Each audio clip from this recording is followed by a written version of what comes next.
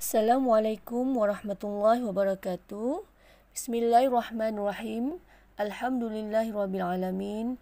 Wassalatu wassalamu ala ashrafil anbiya'i wal mursalin wa ala alihi wa sahbihi ajma'in. Rabbi shrah li sadri wa yassir li amri wahlul 'uqdatam min lisani yafqahu qawli. Amma ba'd. Alhamdulillah. Hari ini bersama saya Ustazah Haizah Yuslina binti Misman dalam mata pelajaran Munakahat Darjah 5. Pelajaran yang pertama, tajuk kita pada hari ini ialah nusyuz. Baiklah murid-murid, sama-sama baca dengan Ustazah pengertian nusyuz pada bahasa dan pada syarak. Nusyuz pada bahasa ialah derhaka atau ingkar. Nusyuz pula pada syarak ialah meninggalkan kewajipan suami isteri yang ditetapkan oleh syarak. Seterusnya, hukum nusyuz. Hukum nusyuz ialah haram dan berdosa besar jika berlaku nusyuz kepada kedua-dua pasangan suami isteri. Baiklah murid-murid, Ustazah akan bacakan dalil nusyuz suami sebagaimana dalam kitab Munakahat Darjah 5, muka surat yang pertama, iaitu dalil nusyuz suami firman Allah Ta'ala dalam surah An-Nisa ayat 128 yang bermaksud artinya, dan jika seseorang perempuan bimbang akan timbul dari suaminya nusyuz, iaitu kebencian atau tidak melayaninya, maka tiadalah salah bagi mereka, suami isteri, membuat perdamaian di antara mereka berdua secara yang sebaik-baiknya. Kerana perdamaian itu lebih baik bagi mereka daripada bercerai-berai. Sedang sifat bakhil kedekut, iaitu tidak suka memberi atau bertolak ansur, itu memang tabiat semula jadi yang ada pada manusia. Dan jika kamu berlaku baik dalam pergaulan dan mencegah diri daripada melakukan kezaliman, maka sesungguhnya Allah Maha mendalam pengetahuannya akan apa yang kamu lakukan. Baiklah, seterusnya Ustazah akan bacakan dalil nusyuz isteri dalam kitab Munakahat Darjah 5, muka surat 2, iaitu sabda Rasulullah SAW daripada Abdullah bin Abi Ufi radhiyallahu anhu. Maksudnya ialah, demi Tuhanku yang berkuasa ke atasku, tidaklah seseorang perempuan itu menunaikan hak Tuhannya melainkan sehingga dia menunaikan hak suaminya. Baiklah, itulah dalil berkaitan dengan hukum nusyuz bagi suami dan juga isteri. Baiklah murid-murid, seterusnya, nusyuz berlaku dengan dua cara. Yang pertama, nusyuz dengan perbuatan. Yang kedua, nusyuz dengan kata-kata.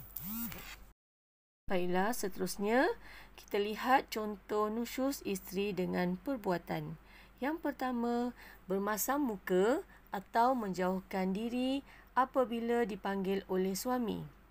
Maksudnya di sini, kalau pada hari kebiasaannya, isteri ni melayan suami dengan cara yang baik, manis muka, selalu dekat dengan suami. Tetapi apabila berlaku suami panggil isteri, isteri tak menyahut ataupun isteri menunjukkan muka yang masam, maka ini dinamakan isteri tu sedang nusyuz. Okey. Yang kedua, keluar rumah tanpa izin suami atau tiada keuzuran yang diharuskan oleh syarak. Maksudnya di sini, kebiasaannya isteri apabila nak keluar rumah, dia minta izin suami. Kecuali kalau misalnya dia memang seorang yang bekerja, daripada awal lagi suami dah maklum isteri itu bekerja, tak ada masalah.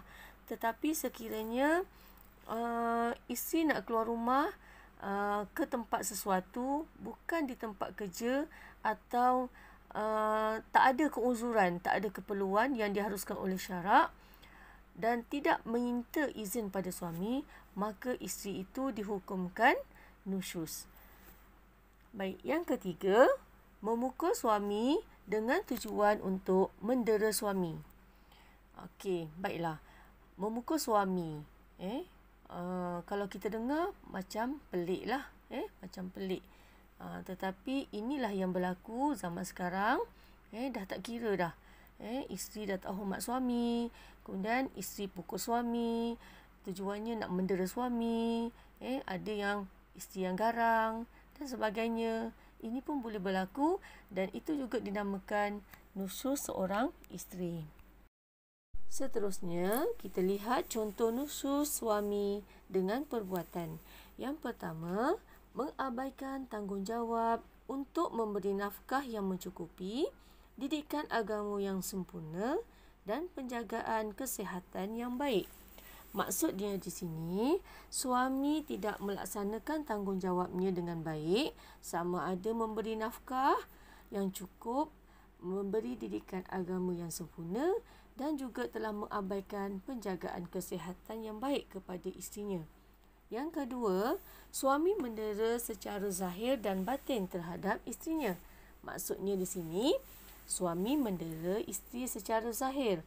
Contohnya suami memukul isteri, menyakitkan anggota badan isteri dan manakala secara batin suami tidak melayani isteri dengan baik sebagaimana yang dituntut oleh syarak, perlu bergaul dengan isteri dengan cara yang baik. Okey, yang ketiga, suami tidak memberi kepada giliran isteri yang dipoligami. Maksudnya di sini suami yang berpoligami, yang berkahwin lebih daripada satu, tidak melaksanakan tanggungjawabnya ataupun tidak memberi giliran yang adil kepada isteri-isterinya. Contoh yang senang kita lihat, pembahagian waktu bersama dengan isteri-isterinya. Contohnya, kalau misalnya isteri pertama 3 hari, isteri kedua pun mesti dapat 3 hari. Kalau dia luangkan masa dengan isteri pertama 4 hari, isteri kedua pun mesti dapat 4 hari. Dan seterusnya. Seterusnya, contoh nusyuz isteri dengan kata-kata. Yang pertama, isteri yang bercakap kasar ataupun menengking ketika menjawab pertanyaan suaminya. Maksudnya di sini, sekiranya isteri menjawab pertanyaan suami dengan cara menengking, dengan cara yang kasar, maka isteri itu dinamakan sedang nusyuz. Yang kedua, isteri yang membantah dengan bahasa yang kasar terhadap percakapan atau kemahuan suaminya. Maksudnya di sini, isteri membantah percakapan suami dengan menggunakan bahasa yang kasar ataupun bahasa yang kesat terhadap kemahuan suaminya. Seterusnya, contoh nusyuz suami dengan kata. Yang pertama, suami membuat cacian atau mengeluarkan kata sopan terhadap isterinya. Maksudnya, suami telah menghina isteri ataupun telah mengeluarkan kata-kata yang kurang sopan terhadap isterinya. Yang kedua, suami menceritakan keaiban isterinya dalam apa juga bentuk, sama ada secara langsung atau melalui media. Maksudnya, suami ini menceritakan keaiban ataupun keburukan isterinya dalam apa juga bentuk, sama ada menceritakan keaiban isterinya itu kepada orang lain, kepada ibunya ataupun kepada keluarganya, ataupun secara melalui media. Contoh media ni yang kita lihat sekarang ni, contohnya suami tu menceritakan keaiban isteri di Facebook, di alam maya lah, di Facebook, di WhatsApp bersama kawan-kawan dan sebagainya, menghina isteri, itu dinamakan suami tu seorang yang nusyuz. Alhamdulillah, murid-murid, sampai di sini sahaja pembelajaran kita pada hari ini. Semoga murid-murid dapat manfaat daripada apa yang kita belajar pada hari ini. Wallahu a'lam bissawab. Selamat belajar. Salam sayang daripada Ustazah Haizah Yuslina binti Misman. InsyaAllah kita akan bertemu nanti pada persekolahan bersemoga di minggu hadapan. Assalamualaikum warahmatullahi wabarakatuh.